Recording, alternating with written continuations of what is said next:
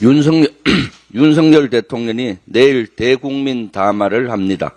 근데 그 시점이 아주 미묘합니다. 명태균 씨의 검찰 소환 조사 하루 전이기 때문입니다. 앞서 민주당은 윤 대통령과 명 씨의 공청 개입 정황이 담긴 육성 녹취를 공개했는데요.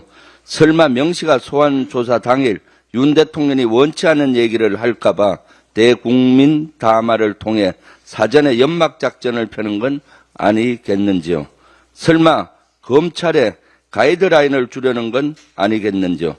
손바닥으로 하늘을 가릴 수는 없습니다. 깔끔하게 사과하고 특검을 받으십시오. 박절하지 못해 명 씨와 연을 끊지 못했다는 둥 별명성 사과로 어물쩍 넘어갈 사안이 아닙니다. 공청개입과 국정농단 등 김건희 특검법에 명시된 13가지는 하나하나 중대범죄로 해당하는 의혹입니다. 국민 절대 다수가 원하는 김건희 특검법을 수용하는 것만이 유일한 해법입니다. 특히 이번 대국민 담화는 국민의힘 추경호 원내대표의 제안으로 이루어졌습니다. 그 과정에서 한동훈 대표는 배제됐습니다. 이른바 당대표 패싱입니다. 그만큼 국민의힘 내부의 분열이 심각하다는 방증입니다. 윤석열 대통령의 거부권이 그 효력을 상실하는 날 또한 얼마 남지 않았다는 신호이기도 합니다. 조만간 진행될 세 번째 김건희 특검법에 대해 거부권을 행사했다가 창피를 당할 것이냐 아니면 국민의 뜻대로 겸허히 수용할 것이냐 윤 대통령의 현명한 판단을 기대합니다.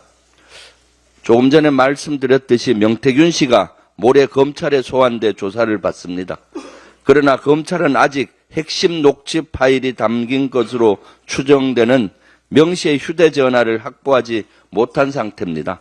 부실 수사가 우려되는 대목입니다. 늑장 수사 의혹도 나옵니다. 선거관리위원회가 김영선 전 의원과 명태균 씨 등을 정치자금법 위반 혐의로 수사 의뢰한 건 지난해 12월이었습니다. 검찰은 시간을 끌다가 지난 9월 말에서야 압수수색에 들어갔습니다. 당시